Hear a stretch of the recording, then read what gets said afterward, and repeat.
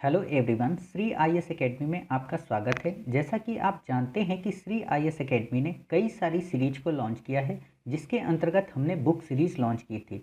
और book series में हमने मॉडर्न इंडिया की बुक को उठाया और मॉडर्न इंडिया के अंतर्गत हमने पार्ट 1 डिस्कस कर लिया, जिसमें हमने मुग़ल साम्राज्य के पतन की कहानी को काफ़ी गहराई से अध्ययन किया। आज हम देखेंगे कि मुग़ल साम्राज्य के पतन के बाद जो नवीन स्वायत्त राज्य हुए वो कौन से थे और उनके अंतर्गत वो कौन से तत्व हैं जिनको याद करके हम अपने प्रीलिम को क्लियर कर सकते हैं। तो चलिए शुरू करते हैं। जैसा कि आप जानते हैं कि जब मुग़ल साम्राज्य का जब पतन हो गया तो उसके बाद कई सारे स्वायत्त राज्यों का उदय हुआ। और उन स्वायत्त राज्यों में जो कई सारे थे वो कौन कौन से थे, जैसे अवध था, मैसूर था, पंजाब था, हैदराबाद था, रुहेलखंड, राजपूत, मराठे और कर्नाटक। क्लियर। तो आज हम ये देखेंगे कि अवध के बारे में क्या घटनाएं घटी, मैसूर के बारे में क्या घटनाएं घटी, हैदराबाद के बारे में क्या घटनाएं घटी, रुहेलखंड के बारे में क्या घटनाएं घटी। इन सारी चीज़ों को हम कवर करेंगे और अपने लास्ट के लेक्चर में इसके जो तीसरा पार्ट होगा उसमें हम देखेंगे बंगाल के बारे में और पंजाब के बारे में। क्लियर। तो चलिए शुरू करते हैं। पहला है हमारा अवध। अवध के बारे में आपको पता हो कि इसकी स्वतंत्रता की घोषणा शहादत खां बुरहान मुल्क ने की थी। इससे ज़्यादा आपको इसमें कुछ भी याद रखने की ज़रूरत नहीं है। फिर आप देखेंगे कि शहादत खां जो बुरहान मुल्क थे, उनकी मृत्यु के बाद उनका जो भतीजा सफदरजंग था वो अवध का नवाब बनता है, लेकिन वो कुछ ही समय तक नवाब रहता है और सफदर के बाद उसका उत्तराधिकारी पुत्र शुजा-उद-दौला बनता है। शुजा-उद-दौला के बारे में काफ़ी इंपॉर्टेंट फैक्ट हैं। क्या फैक्ट हैं? पहला तो ये कि 1761 में जो पानीपत का तृतीय युद्ध हुआ था उसमें शुजा-उद-दौला ने अहमद शाह अब्दाली का साथ दिया। अब आपके मन में ये आया होगा ये पानीपत का तृतीय युद्ध किसके मध्य हुआ था। तो पानीपत का जो तृतीय युद्ध था वो मराठों व अहमद शाह अब्दाली के मध्य लड़ा गया था। आप पानीपत के द्वितीय युद्ध के बारे में जानते हो कि ये अकबर और हेमू के मध्य लड़ा गया। और जो पानीपत का प्रथम युद्ध था 1526 में वो बाबर और इब्राहिम लोदी के मध्य लड़ा गया। आप में से अगर कोई भी व्यक्ति पानीपत से रिलेटेड क्वेश्चन लिखेगा आंसर राइटिंग की सीरीज में तो हम काफ़ी डेप्थ में पानीपत को डिस्कस करेंगे। तो चलिए आगे देखते हैं। आगे है कि अंग्रेज़ों और बंगाल के अबदस्त नवाब मीर कासिम के बीच लड़े गए बक्सर के युद्ध में शुजा-उद-दौला ने बंगाल के नवाब का साथ दिया। अभी जब हम बंगाल की कहानी पढ़ेंगे तो वहाँ पे देखेंगे कि बक्सर की लड़ाई क्यों हुई, प्लासी की लड़ाई क्यों हुई और इसमें मीर कासिम और मीर जाफ़र का क्या रोल था और शुजा-उद-दौला ने क्यों इनका साथ दिया। अभी बस आप नाम याद रखिए कि हाँ, बक्सर की लड़ाई में शुजा-उद-दौला ने मीर कासिम का साथ दिया था। फिर आप देखोगे कि शुजा-उद-दौला के बाद कौन बनता है अवध का नवाब? शहादत खां। शहादत खां ने अंग्रेज़ों से सहायक संधि की थी। अब आपके मन में आया होगा कि ये सहायक संधि क्या है। तो जब हम अंग्रेज़ों को पढ़ेंगे और अंग्रेज़ों की पॉलिसीज़ के बारे में पढ़ेंगे तो वहाँ देखेंगे कि सहायक संधि के क्या फ़ायदे थे और सहायक संधि का मतलब क्या था और अंग्रेज़ों ने इस संधि को अपनाया क्यों। क्लियर। फिर है अवध का जो अंतिम नवाब था वो वाजिद अली शाह था और इसी के समय आपको पता होना चाहिए कि 1857 का विद्रोह हुआ था, जिस कारण आप देखोगे कि जो लॉर्ड डलहौजी था उसने अवध में कुशासन का आरोप लगाकर ब्रिटिश साम्राज्य में मिला लिया। इसीलिए यहाँ के जो राजा थे या यहाँ की इनकी जो पत्नी थी उन्होंने अपने जो पुत्र थे उसकी याद में क्या कहते हैं उसमें 1857 के विद्रोह में पार्टिसिपेट किया। ठीक।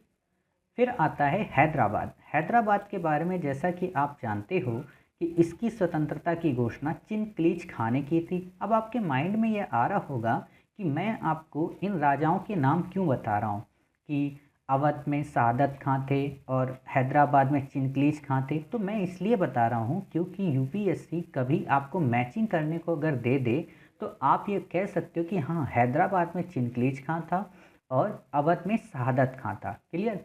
हैदराबाद भारतीय राज्यों में ऐसा प्रथम राज्य था जिसने वेलेजली की सहायक संधि पर हस्ताक्षर किए थे। कहने का मतलब सहायक संधि में शामिल होने वाला जो पहला राज्य कौन सा था? हैदराबाद। क्लियर। हम इसके क्रम को भी देखेंगे। जैसे यूपीएससी ने एक बार क्वेश्चन पूछा था कि 1857 के विद्रोह में डलहौजी के द्वारा किन किन रियासतों को शामिल किया गया, तो उसके क्रम पे अगर क्वेश्चन पूछा जा सकता है तो आप ये भी उम्मीद रखिए कि सहायक संधि के अंतर्गत शामिल होने वाले राज्यों के क्रम पे भी क्वेश्चन पूछा जा सकता है। तो जब हम आगे सहायक संधि पढ़ेंगे तो वहाँ इस प्रकार का क्वेश्चन देखेंगे। ठीक। फिर है कर्नाटक। कर्नाटक की स्थापना सादुल्ला खान ने की थी, जो कि अर्काट को जिन्होंने अपनी राजधानी बनाया। और कर्नाटक फेमस बेसिकली अंग्रेजों और फ्रांसीसियों की लड़ाई के लिए। अभी अंग्रेजों फ्रांसीसियों की लड़ाई हम यहाँ नहीं पढ़ेंगे, जब हम आगे अंग्रेजों और फ्रांसीसियों के बारे में देखेंगे तो वहाँ काफ़ी डेप्थ में पढ़ेंगे। क्लियर। अभी बस ये देख लो कि हाँ, कर्नाटक में अंग्रेजों और फ्रांसीसियों के मध्य लड़ाइयाँ हुई थी। फिर है राजपूत। राजपूत के बारे में काफ़ी इंपॉर्टेंट पर्सनैलिटी है सवाई राजा मिर्जा जय सिंह। आपने पिछले पढ़ा था कि मिर्जा राजा सवाई की उपाधि इनको किसने दी थी? मुगल बादशाह जहांदार शाह ने। आपसे क्वेश्चन पूछा जा सकता है।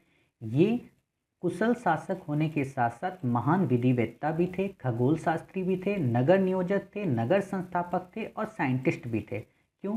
क्योंकि इन्होंने जिज मोहम्मद शाही नाम से एक इंडेक्स बनाया था जो कि एस्ट्रोलॉजी या खगोल शास्त्र पे काफ़ी काम करता था। ठीक। इन्होंने कई सारी वेधशालाएं बनवाई जो कि मथुरा, उज्जैन, जयपुर और दिल्ली में स्थापित की गई। साथ ही इन्हें 2 अश्वमेध यज्ञ कराने का भी श्रेय दिया जाता है। इससे ज़्यादा आपको इसमें कुछ भी याद रखने की ज़रूरत नहीं है। फिर है भरतपुर। भरतपुर में स्वतंत्र जाट राज्य की स्थापना चूड़ामन व बदन सिंह ने की थी। इससे ज़्यादा आपको नहीं याद रखना। फिर है रुहेलखंड। रुहेलखंड की स्थापना वीर दाऊद और अली मोहम्मद खान ने की। आपको इससे ज़्यादा कुछ नहीं पढ़ना। फिर जो सबसे इम्पोर्टेंट है जिसमें आपको काफ़ी गहराई से पढ़ना है और काफ़ी बार यूपीएससी इस पे क्वेश्चन पूछ चुकी है, तो उम्मीद है कि इस पे क्वेश्चन पूछा जा सकता है। हालांकि मेंस की दृष्टि से काफ़ी इम्पोर्टेंट है, तो जब हम मेंस में ऑप्शनल की सीरीज स्टार्ट करेंगे तो वहाँ काफ़ी डेप्थ से इसको और पढ़ेंगे। अभी हम प्रीलिम के हिसाब से सीरीज कर रहे हैं, तो प्रीलिम की दृष्टि से ही पढ़ना है। जैसा कि आपको पता हो, तालीकोटा का जो निर्णायक युद्ध हुआ जिसमें विजयनगर साम्राज्य का अंत कर दिया गया, उसी में से एक स्वतंत्र राज्य का जन्म हुआ जो कि मैसूर था। क्लियर। मैसूर में शुरू में तो वाडियार वंश का शासन था और इस वंश का जो शासक था उसका नाम था चिक्का कृष्णराज द्वितीय, जिसके समय राज्य की जो वास्तविक सत्ता थी वो देवराज और नंदराज के हाथों में थी। लेकिन देवराज और नंदराज के समय में सत्ता होने के बावजूद भी जो नंदराज था वो मैसूर राज्य में राजस्व और मित्र नियंत्रक था। उसने हैदर अली को उसके अधिकारी सैनिक जीवन को शुरू करने का अवसर दिया, यानी कि उसने हैदर अली नाम की एक पर्सनैलिटी, एक या व्यक्तित्व को अपने यहाँ सैनिक जीवन के अंतर्गत सेना में भर्ती किया। लेकिन हुआ क्या, इन्हीं हैदर अली ने 1755 में डिंडीगुल का फौजदार बना दिया और इसी समय मैसूर की राजधानी श्रीरंगपट्टनम पर मराठों का जब आक्रमण का भय व्याप्त हो गया तो हुआ क्या कि हैदर अली को राजधानी की राजनीति में हस्तक्षेप करने का मौका मिला। उसने सोचा कि क्यों ना हम नंदराज और देवराज को राजनीति से समाप्त कर दें और स्वयं मैसूर की सत्ता में अपने आप को इस्टेब्लिश कर लें, और यही हुआ भी। ठीक। लेकिन मैसूर राज्य में जो हैदर के विरोधी थे, अब आप सोचो ना कि एक सेना के सिपाही पद से कोई अगर राजा बन जाता है तो उस राजनीति में सभी लोग थोड़ा ना खुश होते हैं, तो कुछ विरोधी गुट भी होंगे। और उसी समय जो मैसूर के जो विरोधी था मराठा, उससे इन विरोधी गुटों ने कहा कि भाई साहब आप मैसूर पर आक्रमण कर दो। लेकिन 1707 में हैदर मराठों से हार तो गया, उसके बाद उसने जब ये देखा कि पानीपत के तृतीय युद्ध में मराठे स्वयं हार गए, तो हैदर अली को लगा कि यार अब हम जीत सकते हैं, क्यों ना हम फिर से अपनी सेना को इस्टेब्लिश करें और फिर से हम मराठों को हराएं। ठीक। तो ऐसा ही करने के लिए उसने 1761 में क्या किया कि डिंडीगुल में फ्रांसीसियों के सहयोग से एक शस्त्रागार की स्थापना की। आपसे यूपीएससी ने एक बार क्वेश्चन पूछा भी है कि क्या डिंडीगुल में शस्त्रागार की जो स्थापना है वो टीपू सुल्तान ने की? तो नहीं, किसने की? हैदर अली ने। ये बात आपको याद रखनी है। आप देखोगे कि उसी समय जो इंग्लिश कंपनियां थीं वो प्रभुत्व में आ रही थीं, तो इनके और अंग्रेजों के मध्य कई सारी लड़ाइयाँ हुई जिनको आंग्ल मैसूर युद्ध के नाम से जाना जाता है। वो कितनी लड़ाइयाँ थी? तो 4। तो हम पहले देखेंगे कि प्रथम आंग्ल मैसूर युद्ध किसके किसके मध्य हुआ। 1767 से 69 के मध्य हुआ। किसके बीच? अंग्रेजों और मैसूर के मध्य।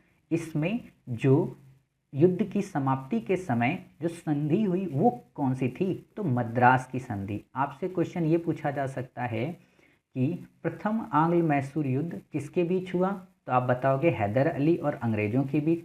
इस युद्ध में कौन सी संधि आई? मद्रास की संधि। क्लियर? इससे ज़्यादा आपको नहीं याद रखना। आपसे ये भी क्वेश्चन पूछा जा सकता है, क्या मद्रास की संधि मराठों से रिलेटेड है? तो नहीं, ये अंग्रेजों और मैसूर से रिलेटेड है। फिर उसी के बाद द्वितीय आंग्ल मैसूर युद्ध होता है। संधि क्यों टूट जाती है, इसके क्या कारण थे, ये हम हिस्ट्री ऑप्शनल में देखेंगे जब सीरीज अपनी शुरू करेंगे। अभी हम प्रीलिम ही पढ़ रहे हैं, तो प्रीलिम के प्रोस्पेक्ट से ही आपको फैक्ट याद करने हैं। ठीक। द्वितीय आंग्ल मैसूर युद्ध 1780 से 84 के मध्य हुआ। और इस समय हुआ क्या कि अंग्रेजों ने सोचा कि क्यों ना हम निज़ाम और मराठों का सहयोग लेकर मैसूर पर हमला कर दें। लेकिन हैदर अली इस चीज़ से काफ़ी अवगत था। उसने क्या किया, निज़ाम और मराठों को जो जो क्षेत्र था वो उनको दे दिया और फिर से उसने अपना एक संयुक्त मोर्चा बनाया और अंग्रेजों को परास्त करने की ओर निकल पड़ा। लेकिन इसी युद्ध में हैदर अली की मृत्यु हो जाती है 7 दिसंबर 1782 को। तब इस युद्ध की कमान कौन संभालता है? इसका बेटा टीपू। और जब टीपू ये युद्ध को जारी रखता है तो लास्ट में ये होता है कि ऐसा करो कि ना तुम हारे ना हम हारे, और मैंगलोर की संधि के तहत दोनों पक्षों को जीते हुए प्रदेश वापस कर दिए गए। कहने का मतलब कि मैंगलोर की संधि हो या मद्रास की संधि हो, ये मैसूर युद्ध से रिलेटेड है। ठीक। फिर आप देखोगे जब टीपू सुल्तान की हम बात करते हैं तो टीपू एक ऐसी पर्सनालिटी है जिस पर क्वेश्चन कई बार पूछा जाता है। और यहाँ तक कि 2018 और 19 के टाइम पीरियड पे टीपू पर काफ़ी कंट्रोवर्सी भी जनरेट हुई। तो हम टीपू के बारे में कुछ तथ्य देख लेते हैं। जैसे कि टीपू 1782 में हैदर अली की मृत्यु के बाद मैसूर की गद्दी पर बैठा। ये एक पढ़ा लिखा योग्य शासक था जिसे अरबी, फारसी, उर्दू, कन्नड़ भाषाओं का ज्ञान था और कई सारे इसने प्रयोग किए, जैसे नई मुद्रा, नई मापतौल की इकाई और नवीन संबंध का प्रचलन कराया। फिर इसने क्या किया, इसने अपने पिता हैदर अली के विपरीत खुलेआम सुल्तान की उपाधि धारण की और 1787 में अपने नाम से सिक्के भी जारी किए। और इसने जो सिक्के जारी किए थे उस पर हिंदू देवी देवताओं के चित्रों का अंकन कराया। साथ ही इसने वर्षों और महीनों के नाम से अरबी भाषा का प्रयोग करवाया। और एक मज़े की बात ये कि टीपू सुल्तान ने श्रृंगेरी के जो जगत गुरु शंकराचार्य के सम्मान था वहाँ पे मंदिरों के पुनर्निर्माण हेतु धन भी दान दिया। क्लियर। और इसने फ्रांसीसी क्रांति से प्रभावित होकर श्रीरंगपट्टनम में जैकोबिन क्लब की स्थापना की। आपको पता है जैकोबिन क्लब या जीरोदिन या जीरोदस, आप जब फ्रांसीसी रेवोल्यूशन पढ़ते हो तो वहाँ पे जब थर्ड फेज आता है तो वहाँ पे आप इन चीज़ों को देखते हो कि रोबेस्पियर कौन था, जैकोबिन क्लब की क्या भूमिका थी फ्रेंच रेवोल्यूशन को लेकर। तो ये सारी चीज़ें हम जब वर्ल्ड हिस्ट्री की सीरीज करेंगे तो वहाँ देखेंगे। अभी आप बस ये देख लो कि हाँ, फ्रांसीसी क्रांति से इंस्पायर था टीपू और उसने जैकोबिन क्लब की स्थापना की और उसका सदस्य भी बना। टीपू ने अपने यहाँ स्वतंत्रता का वृक्ष भी रोपा। स्वतंत्रता का वृक्ष का मतलब ये होता है कि आप जितने भी नागरिक हो वो सभी इंडिपेंडेंट हो। जैसे फ्रेंच रेवोल्यूशन, अब जब फ्रेंच से ही वो प्रभावित है तो स्वतंत्रता की तो बात करेगा ही। साथ ही आप देखोगे इसने सहायता प्राप्त करने के लिए कई सारे विदेशियों से अरब, कुस्तुनतुनिया, वर्साय, काबुल और मॉरिशस में अपने दूत मंडल भेजे। जैसे कि आजकल हम अपनी एम्बेसी या हमारे जो फॉरेनर विजिटर्स होते हैं वो जाते हैं ना, बिल्कुल वैसे ही। साथ ही आप देखोगे कि अंग्रेजी नौसेना के मुकाबले के उद्देश्य से टीपू ने 1796 में एक नौसेना बोर्ड का भी गठन किया था। क्लियर।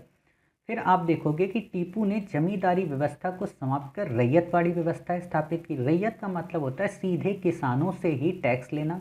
जमींदारी का मतलब ये होता है कि एक जमींदार को अपॉइंट करना और वो किसानों से टैक्स लेकर आए, लेकिन इसने इन चीज़ों को ख़त्म किया।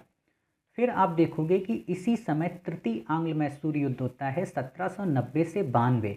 और ये तृतीय आंग्ल मैसूर युद्ध काफ़ी निर्णायक था। क्यों?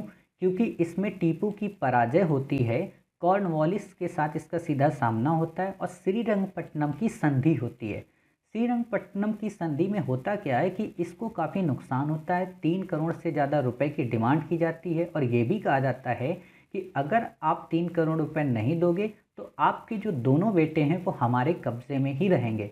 और इसी आंग्ल मैसूर युद्ध को देखते हुए उस समय का जो गवर्नर था लॉर्ड कॉर्नवालिस, वो काफ़ी प्रसन्न हुआ और उसने एक बात कही कि हमने बिना अपने मित्रों को शक्तिशाली बनाए अपने शत्रु को कुचल दिया। बिना अपने मित्रों का मतलब ये है कि मराठा या हैदराबाद, और शत्रु का मतलब है मैसूर। जब आप में से कोई भी व्यक्ति इस क्वेश्चन को लिखेगा तो हम आंसर राइटिंग की सीरीज में काफ़ी डेप्थ में इस पे डिस्कस करेंगे। चलिए, फिर है चतुर्थ आंग्ल मैसूर युद्ध। चतुर्थ आंग्ल मैसूर युद्ध 1799 में हुआ। इस समय टीपू ने अंग्रेजों से मुकाबला करने के लिए नेपोलियन के साथ मांगने की पेशकश की, जिसमें उसने पत्र व्यवहार भी किया।